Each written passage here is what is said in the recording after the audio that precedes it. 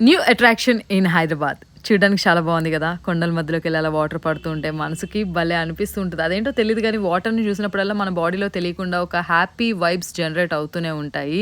And ఇదొచ్చేసి హైదరాబాద్‌లో ఉంది. హైదరాబాద్‌లో ఎక్కడ అని ఆలోచించకండి, నేను చెప్తా.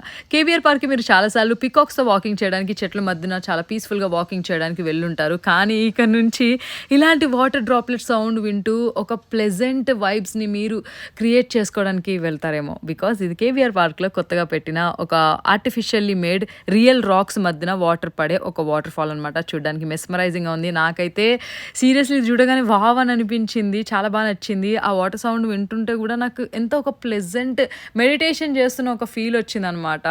సీరియస్‌లీ సిటీ మధ్యలో ఇదా?